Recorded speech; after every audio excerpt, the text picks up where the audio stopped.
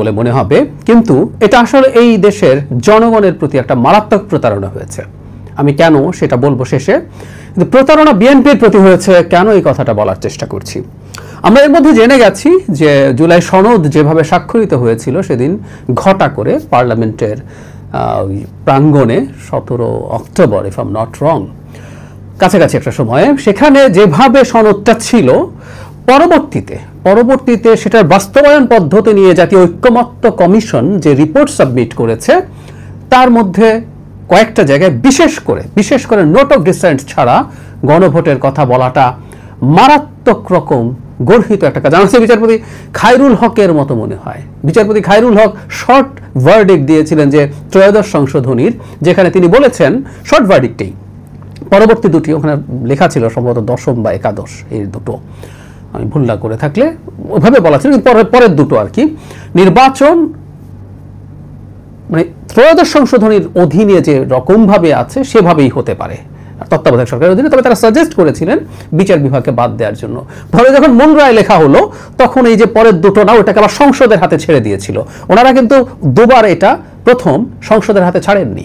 এটা এমনিতেই হতে পারে ডক্ট্রিন অফ নেসেসিটি, মানে ওই যে জনগণ এবং রাষ্ট্রের নিরাপত্তাই সর্বোচ্চ আইন, এটা বলে টোলে। ঠিক একই রকম ঘটনা হলো, জুলাই সনদ একভাবে দেখানো হলো, বাস্তবায়নের মধ্যে পরিবর্তন করে এটা খায়রুল হকের মতো একটা চিটিং হয়েছে, এটা আমরা বলতে পারি। আচ্ছা, এখন কেন বলছি এটা মারাত্মক প্রতারণা, আমরা খেয়াল করি, এইভাবে একটু দেখি। বিএনপি জুলাই সনদের জন্য ঐক্যমত্য কমিশনে সিনসিয়ারলি ডিবেট করেছে, আলোচনা করেছে, এনগেজ করেছে, এবং সম্ভবত সবচেয়ে বেশি এনগেজ করেছে। বিএনপির অত্যন্ত পাওয়ারফুল একজন নেতা, তিনি নানান দায়িত্বে আছেন, কিন্তু তিনি সব বাদ দিয়ে প্রতিদিন এককভাবে, তার সাথে অন্যরা ছিলেন কিন্তু উনি প্রতিদিন ছিলেন, পার্টিসিপেট করেছেন। তাদের আন্তরিকতা আমরা দেখেছি, এবং এখানে তারা তাদের পক্ষে যায় না, তাদের চিন্তা প্রাথমিকভাবে ছিল না এমন অনেকগুলো দাবি মেনে নিয়েছেন। তারা আমরা এটাকে ট্রেড অফ বলতে পারি। তারা কিছু মেনে নিয়েছেন, কিছু নোট অফ ডিসেন্ট থাকবে তাদের, সেটা তারা মানবেন না। এইভাবেই নেগোসিয়েশন এভাবেই হয়। তারা আর্টিকেল 70 অনেকটাই তাদের যেরকম দ্বিমত ছিল ওখান থেকে সরে এসছেন, অনেকটাই সবাই যেভাবে চাইছেন সেরকমভাবে তারা করছেন। কিছুটা দ্বিমত তাদের এখনও আছে। আর আমরা তারপরে যদি বলি, তারা সবগুলো কমিশন তারা নিজের হাতে রাখতে চেয়েছিলেন যে আইন করে করবেন, কিন্তু নির্বাচন কমিশন, যেটা আমাদের রাষ্ট্রের স্থিতিশীলতার জন্য সবচেয়ে জরুরি, সেটা তারা মেনে নিয়েছেন। সেখানে এর বাইরে হবে। আমি আবারও বলছি, বিএনপির চাওয়াগুলো লজিক্যাল কি ইললজিক্যাল ওই ডিবেট না। সবচেয়ে বড় যে জিনিসটা তারা অ্যাকসেপ্ট করেছে সেটা হলো পৃথিবীতে সম্ভবত একটা মাত্র দেশে প্রাইম মিনিস্টারদের এই কভার হতে পারবেন সেই কথাটা আছে। তা বাংলাদেশে আবার করা হলো। আমরা ইনফ্যাক্ট কোনো দেশে থাকতে হবে তাও না, আমরা নতুন করেও করতেই পারি। কিন্তু এই যে দুবার না, কথাটা এখন এরকম হয়েছে, 10 বছর প্রাইম মিনিস্টার থাকতে পারবেন, এর বেশি পারবেন না। এর প্রধান খড়গটা যাবে কিন্তু দলের প্রধান জনাব তারেক রহমানের উপরে। আমরা ধরে নেই, যদি এরকম সম্ভাবনা আছে, বিএনপি পরপর দুটো নির্বাচন জিতবে, এটা যতটা বড়ভাবে জিতবে, পর একটা চ্যালেঞ্জ হবে, কিন্তু আমি ধারণা করি সেটাও বিএনপি জয়লাভ করবে, ধারণা করি। যদি সেটা হয়ও, তাহলে খেয়াল করি তার যে বয়স দাঁড়াবে অ্যারাউন্ড 70 দ্বিতীয় টার্মের পরে। বাংলাদেশে 70 ইয়ার্স, মানে আমাদের যে সোশিও ইকোনমিক ক্লাস, তিনি যেখানে বিলং করেন, 70 খুবই প্রোডাক্টিভ একটা বয়স, স্বাভাবিক সেন্সে যদি অন্য কিছু না ঘটে যায়। নিশ্চয়ই এই বয়সে মারাত্মক কঠিন রোগ হতে পারে, সেটা পারে, অ্যাক্সিডেন্ট করতে পারেন কেউ, কিন্তু তিনি থাকবেন। তো তিনি তো তার এই মানে ক্ষতি স্বীকার করে এটা অ্যাগ্রি করেছেন। ফলে বিএনপিকে একটা ট্রেড অফ দেখানো হলো। বিএনপি এটা করলো, ঠিক আছে আমি এইসব জায়গায় নোট অফ ডিসেন্ট দিচ্ছি, অন্যরা জিতলে এটা করবে কিন্তু আমি জিতলে করবো না, এই ছিল তার ব্যাপার। অথচ একটা বিষয় বিএনপির মানতে হতো না, মানে আইডিয়াল ভাবে, এই জায়গাটা একটু মনোযোগ দিয়ে খেয়াল করি, একদম মনোযোগ দিয়ে। সবাই গণভোটে জনগণের রায় বলছেন। আমি এই প্রশ্নটা করতে চাই, জনগণ কি এই ইস্যুগুলোতে গণভোট দিতে পারতো যদি কনস্টিটিউশন তৈরির আইডিয়াল প্রসেসটা ফলো করা হতো? আমরা একটা গণপরিষদের আলাপ দেখলাম, নতুন কনস্টিটিউশন লেখে গণপরিষদ।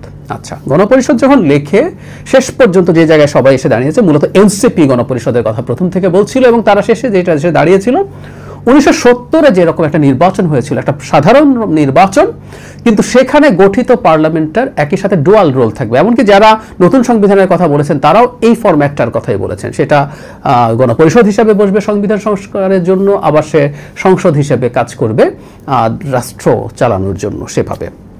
এবার একটু খেয়াল করি মন দিয়ে, এই যাবতীয় সংস্কারের আলাপগুলো আসলো, আলাপগুলো হতে থাকলো, হয়ে ডিবেট হবে, ডিবেটের পর ডিবেট হবে, শেষ পর্যন্ত একটা নতুন সংবিধান লেখা হবে যেটা প্রাথমিকভাবে ওই গণপরিষদ বা সংসদ সেটা পাস করবে। আবার খেয়াল করি, সেখানে ডিবেটের ভিত্তিতে ধরলাম আপার হাউস তৈরি হবে, সবাই অ্যাগ্রি করলেন, সো আপার হাউস হয়ে গেল। আপার হাউস কিভাবে হবে? আপার হাউস প্রপোর্শনাল রিপ্রেজেন্টেশন হবে না লোয়ার হাউসের সিটের প্রপোর্শন হবে? ডিবেট হতে হতে সুরাহা হলো না, প্রত্যেক পক্ষ তাদের মতো ঐক্যমত্য কমিশনে যে ডিবেটগুলো হয়েছে সেগুলো এখন এখানে হতো।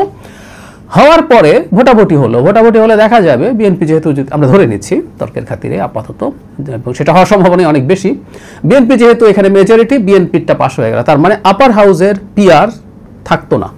আমরা খেয়াল করি আরো যে যে জায়গায় বিএনপি নোট অফ ডিসেন্ট দিয়েছে সেগুলো প্রত্যেকটা এজেন্ডায় আসতো, সবাই আলোচনা করত এবং শেষে ভোটে বিএনপি জিততো। সো বিএনপির নোট অফ ডিসেন্টের কোনো কিছু সংবিধানে থাকতো না।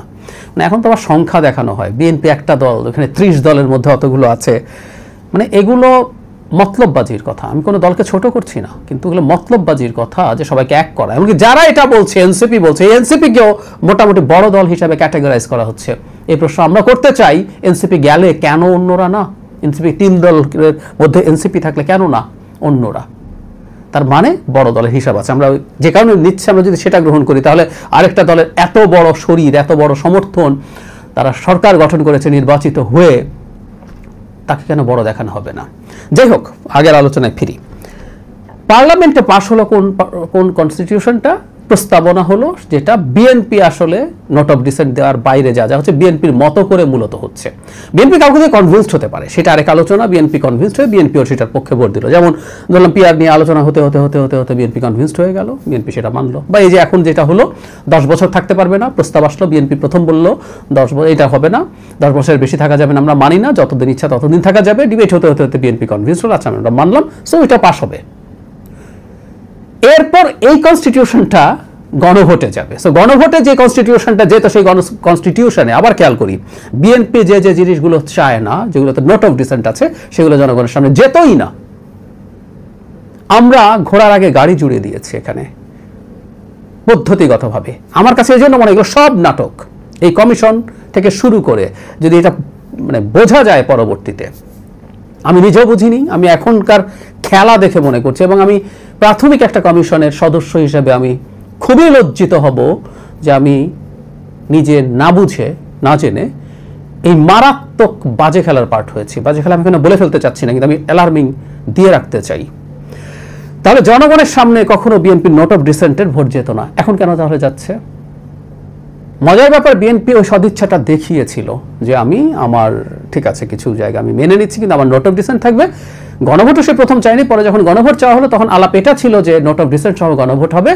গণভোটের পর এবং এটা বলা হয়েছিল যে এখানে যারা যারা জিতবে তাদের ম্যানিফেস্টোতে তারা যেটা বলবে তারা সেটাকে ফলো করে সংস্কার কাজ করবে।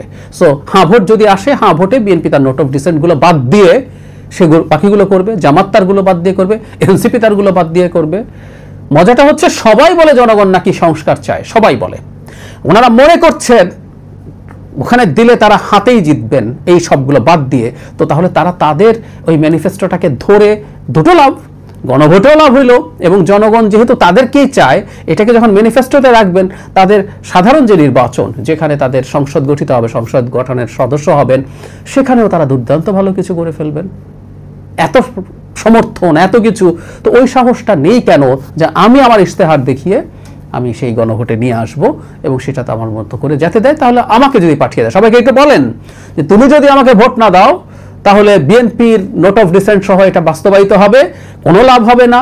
বিএনপি প্রধান যিনি জনাব তারেক রহমান এসে আবার শেখ হাসিনা হয়ে যাবেন, এগুলো বলেন, বলে ভোট চান যাতে বিএনপিকে ভোট না দেয়, বিএনপির আরও ডিজাস্টার হোক। এটি হচ্ছে গণতান্ত্রিক পদ্ধতি, কিন্তু এখানে একটা চালাকি এবং শয়তানি হচ্ছে, একটা শয়তানি হচ্ছে। আবারও বলছি, আমি বহুবার বলেছি বিএনপির অনেকগুলো নোট অফ ডিসেন্ট আমি পছন্দ করি না, কিন্তু আমি মনে করি এই সংকট যে তৈরি করা হচ্ছে দেশের সবচেয়ে বড় দলটাকে নিয়ে ঘিরে তার সাথে প্রতারণা করেছে, এটা আদতে জনগণের সাথে প্রতারণা। কারণ এটাকে কেন্দ্র করে একটা সংঘাতের ঘটনা বা পরিস্থিতি যদি ঘটে যায়, সাফার করব জনগণ। রাজনৈতিক দলগুলো তো সাফার করবে। যারা এখন বিরাট খোয়াব টপ দেখছেন যে একটা গ্যাঞ্জাম লাগিয়ে দিলে খুব লাভটাভ হবে, না সরি, শেখ হাসিনা 1/11 আমাদের আন্দোলনের ফসল টসল বলেছিলেন, অনেকে বলেন ১/১১ হয়েছে শেখ হাসিনাকে ক্ষমতা আনার জন্য। আমরা খুব কম জানি, এই অল্প সময়ের জিনিসই আমরা ভুলে গেছি। না, ১/১১ এসেছিল -2 জন্য। সেই -2 চেষ্টা হয়েছিল আওয়ামী লীগকেও, বিএনপিকে যেমন চাপ দেওয়া হয়েছে, ভাঙার চেষ্টা হয়েছে, আওয়ামী লীগকেও ভাঙার চেষ্টা হয়েছিল। শেষ পর্যন্ত ব্যর্থ হয় বলে তারা শেখ হাসিনার সাথে নেগোশিয়েট করে। সো ১/১১ প্রাথমিক উদ্দেশ্য কোনোভাবেই আওয়ামী লীগকে ক্ষমতা দেওয়া ছিল না, একদম ভুল কথা। আমরা তখন দেখেছি কিভাবে -2 পক্ষে প্রোপাগান্ডা চলছিল, কিভাবে সবকিছু চলছিল। তো এটা মাথায় রাখতে হবে। তো শেখ হাসিনা আন্দোলনের ফসল ১/১১ শেখ হাসিনাকে খেয়ে ফেলতে চেয়েছিল। আজকেও যারা এসব করছেন সেই সম্ভাবনা আছে, এবং এটা আদতে এবং দিনের শেষে জনগণের সাথেও প্রতারণা হবে। জনগণ দেখছিল কি হচ্ছে এবং জনগণ বুঝতে পারছিল। এখন ফাইনালি যদি দেশে একটা খুব বাজে কেওস লেগে যায়, তাতে যদি বিপদ তৈরি হয়, সেটা জনগণই সবচেয়ে বড় বিপদে পড়বে। উপদেষ্টা পরিষদের কিছু কিছু সদস্যের নিরপেক্ষতা নিয়ে প্রশ্ন উঠেছে, এবং এক এক দল তাদের তালিকা, এক এক দল বলতে আমরা 3টা দলের কথা বলবো, কারণ এই মুহূর্তে আমাদের রাজনৈতিক আলোচনার কেন্দ্রে আছে এই 3টা দল। তারা তাদের একটা তালিকা প্রধান উপদেষ্টার কাছে ধরিয়ে দিয়েছেন বলে শোনা যায়। কারণ দলগুলো বিতর্কিত উপদেষ্টার কথা বলেছেন, এটা আমরা জানতে পারি, কারণ তারা দেখা হওয়ার পর বেরিয়ে সেটা বলেছেন। কিন্তু খুব অবিশ্বাস্যভাবে আমরা একজন উপদেষ্টা জনাব ফাউজুল কবির খান, তার একটা স্ট্যাটাসে তিনি একেবারে রীতিমতো কে কাকে বিতর্কিত মনে করে তালিকা দিয়েছেন, এই ধরনের একটা স্ট্যাটাস দিয়েছেন, এবং তার কিছু বক্তব্য আছে। এখন তিনি এই বক্তব্যটা বা তার স্ট্যাটাসটা আপাত দৃষ্টিতে খুব অবিশ্বাস্য মনে হয়। তার মতো একজন মানুষ এরকম একটা স্ট্যাটাস দিয়েছেন, কিন্তু কেন দিয়েছেন, বা আসলে এই নিরপেক্ষতা নিয়ে, উপদেষ্টাদের নিরপেক্ষতা নিয়ে সামনে কি বড় কোনো সংকট তৈরি হতে যাচ্ছে কিনা, সেটা নিয়ে কথা বলতে চাই। আমরা একটু ব্যাকগ্রাউন্ডটা আলোচনা করি। কিছুদিন আগে হঠাৎ জানা গেল বিএনপি সন্ধ্যায় প্রধান উপদেষ্টার সাথে দেখা করবেন। তারা গেলেন এবং বেরিয়ে এসে তারা জানিয়েছেন যে বিতর্কিত উপদেষ্টাদের ব্যাপারে তারা বক্তব্য জানিয়েছেন এবং তাদেরকে সম্ভবত সরিয়ে ফেলার আহ্বান জানান তারা। যেটা হয়, বিএনপি কোনো প্রয়োজনে গেলেই এখন জামায়াত এবং এনসিপিকেও সাক্ষাৎ দিতে হয়। প্রধান উপদেষ্টা তারপর তাদেরকে সাক্ষাৎ দিলেন, জামায়াতও তাদের একটা তালিকার কথা বলেছেন এবং এনসিপিও বলেছে। আমরা বিএনপি এবং এনসিপির পাল্টাপাল্টি তালিকা আগে একবার শুনেছিলাম, মেয়র ইশরাক মেয়র হয়েছেন, এই সিদ্ধান্ত ঘোষণার পর তখন হয়েছিল। যাই হোক, সেই সিদ্ধান্ত এখন ভিন্নভাবে দেখা যাচ্ছে। যেন ফাউজুলের স্ট্যাটাসটা আমি পড়ছি একটু পরে, এবং তার ওই বক্তব্যের সাথে আমার স্পষ্ট কিছু দ্বিমত আছে, সেগুলোও বলতে চাই। খুবই অবিশ্বাস্যভাবে তিনি শেয়ার করে দিয়েছেন, সেটা হলো কিছু ইমেজ তিনি শেয়ার করেছেন। এখন এখানে যেখান থেকে নিয়েছেন এটা আমি আদৌ জানি না এটা কতটুকু রিলায়েবল, কারণ হচ্ছে আমি খুব মেইনস্ট্রিম কোনো মেজর মিডিয়ায় বা পত্রিকায় এটা আসলে দেখিনি। আমি একটু দেখি, খুব ইন্টারেস্টিং একটা ব্যাপার হচ্ছে, বিএনপি তালিকাটা আছে এবং জামায়াত এবং এনসিপির তালিকার মধ্যে অবিশ্বাস্য মিল আছে। আমি বিএনপির তালিকার যেন ফাউজুল যেটা শেয়ার করেছেন, সেখানে বিএনপি বিরাগ ভাজন হয়েছেন কারার মধ্যে 3 জন। তিনি নিজে আছেন, যেন ফাউজুল কবির খান, শেখ আব্দুর রশিদ মন্ত্রী পরিষদ সচিব, খোদাবক্স চৌধুরী প্রধান উপদেষ্টার বিশেষ সহকারী। খোদাবক্স চৌধুরী হচ্ছেন স্বরাষ্ট্র মন্ত্রণালয়ের বিশেষ সহকারী। জামায়াত যাদের ব্যাপারে সতর্ক করেছে, এখানে সতর্ক শব্দটা আছে, সেটা হলো সালেহউদ্দিন আহমেদ, ওয়াহিদুদ্দিন মাহমুদ, আসিফ নজরুল। এনসিপি কাদেরকে নিয়ে শঙ্কিত, মজার ব্যাপার, এই 3 জন তো আছে, জামাতের 3 জন কমন, সাথে আদিলুর রহমান খান এবং জনাব আসাদুজ্জামান। তাহলে অবিশ্বাস্যভাবে এনসিপি এবং জামাতের তালিকা মিলে গেল। এবং একটা প্রশ্ন একটু এভাবে করি, মানে বিএনপি যে 3 জনকে বলেছেন, বিএনপি ধারণা করে, আমি ধারণা করে বলছি, যে তারা যদি নিরপেক্ষ না হয়ে থাকেন, তারও আগে বলি এই তালিকা সঠিক কিনা আমি নিশ্চিত নই, ধরে নিলাম, আমরা সঠিক ধরে নিয়ে আলোচনা করি, যদি সেটা সঠিক হয়ে থাকে, জনাব ফাউজুল কবির খান যেহেতু শেয়ার করেছেন, তিনি এই সরকারের অংশ, এটা যৌক্তিকভাবে মনে করার কারণ আছে, তিনি আসলে জানেন যে কাদের কাদের ব্যাপারে কোন কোন দল কোন কোন কথা বলেছেন, তাই তিনি এটা দেয়াটাকে আমরা মোটামুটি বিশ্বাসও করতে পারি। এখন বিএনপি তার মানে এই 3 জনকে মনে করছেন, বিএনপি মূলত যারা জামায়াতের সাথে অ্যালাইন্ড এরকম কাউকে টার্গেট করবেন। যদি এই 3 জনকে বিএনপি তা মনে করে থাকে, আমি আবার বলছি নিশ্চিত নই, কিন্তু যদি মনে করে থাকেন, এদের কারো ব্যাপারে এনসিপির কোনো সমস্যা নেই, মানে জামায়াতের সাথে যদি অ্যালাইন্ড হয়।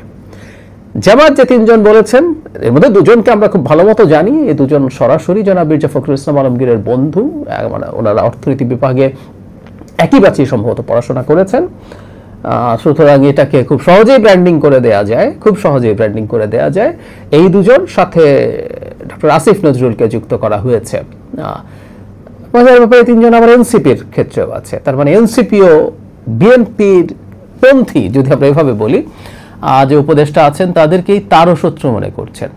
খুবই ইন্টারেস্টিং, খুবই চমৎকার। যদি এখানে একটা জিনিস আমি জানি না, বিএনপি এর আগে যখন জনাব ইশরাক হোসেনকে নিয়ে সমস্যা হচ্ছিল তখন দুজন ছাত্র উপদেষ্টার ব্যাপারেও অবজেকশন তখন সেটা প্রকাশ্যে অবজেকশন জানিয়েছিলেন, তার সাথে জনাব খলিলুর রহমান, যাকে আমি ডিফ্যাক্টো ডেপুটি চিফ অ্যাডভাইজার বলি, উনি অনেক অনেক গুরুত্বপূর্ণ পদে আছেন, এই তিনজনের কথা বলেছিলেন। এবং তখনও এনসিপি এই তিনজন, বিশেষ করে আমরা জানি জনাব সালেউদ্দিন আহমেদ, জনাব ওয়াহিদুদ্দিন মাহমুদ এবং জনাব আসিফ নজরুল, এই তিনজনের ব্যাপারেই বলেছিলেন।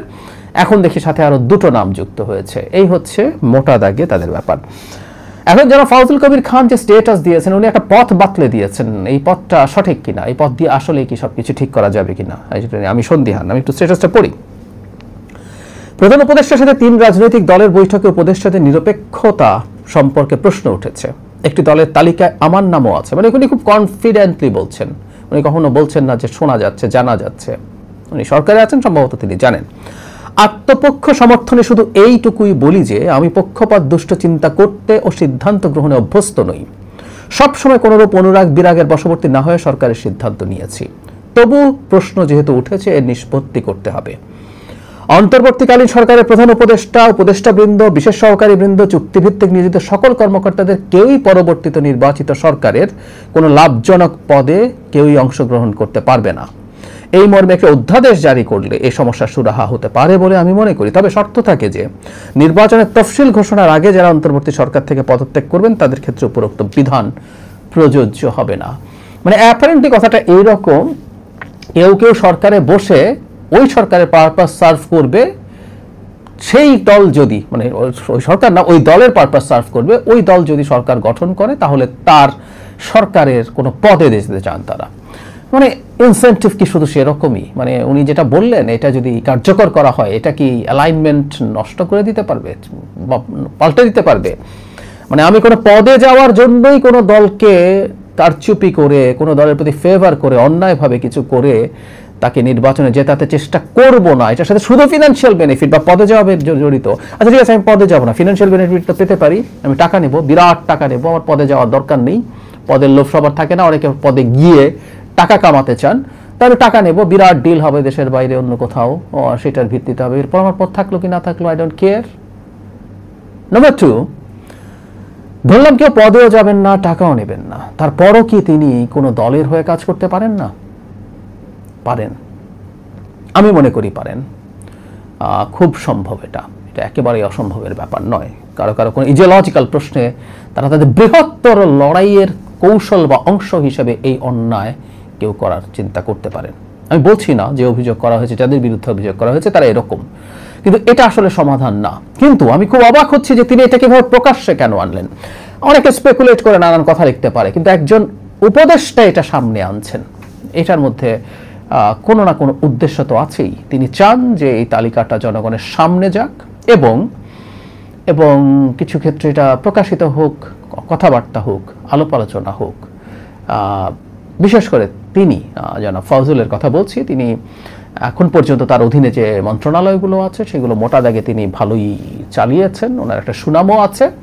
এখন তাকে বিএনপি তালিকায় রাখছে, এটাকে বিএনপির বিরুদ্ধে কোনো না কোনো রকমে একটা প্রোপাগ্যান্ডা বা বিএনপির বিরুদ্ধে একটা নেগেটিভ পারসেপশন তৈরির চেষ্টা। আমি আবারও বলছি, আমি নিশ্চিত নই বিএনপি এদের কথা বলেছেন কিনা, যদি ধরেও নেই, এটা অবশ্যই শোনা যায়, আমি এটাও নিশ্চিত নই যে তিনি ছাত্র অবস্থায়, ছাত্র শিবিরের আগের যে সংগঠন ছাত্র সংঘ বা কিছু একটা, আই ফরগট, তার ছাত্র শিবির তো হয়েছে বাংলাদেশ হবার পর, পাকিস্তান আমলে যেটা ছিল, তিনি সেটার সদস্য ছিলেন। তিনি চিটাগংয়ে যখন পড়াশোনা করতেন, শুনি, আমি নিশ্চিত নই।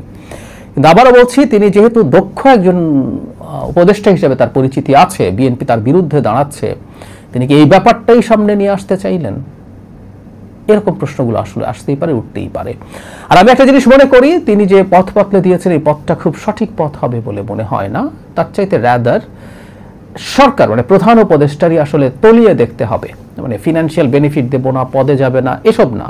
কেউ কোনোভাবে, এটা সত্যিকার অর্থেই এটা যে কেউ যে কোনো দলের জন্য যদি অন্যায়ভাবে কিছু করে, প্রধান উপদেষ্টার কাছে প্রচুর গোয়েন্দা রিপোর্ট পাওয়ার সুযোগ আছে এবং তার কাছে তথ্য আমাদের যে কারো চাইতে বেশি আছে, তার উচিত হবে ইভেন কেউ বিএনপির দিকে যদি অ্যালাইন থাকে এবং তার হয়ে অন্যায় কোনো কিছু করার চেষ্টা করে, অন্য জামায়াত বা এনসিপি তো আছেই, যে কেউ যে কারো বিরুদ্ধে যদি কোনো পদক্ষেপ নেওয়ার চেষ্টা করে তার বিরুদ্ধে অ্যাকশন নেওয়া দরকার।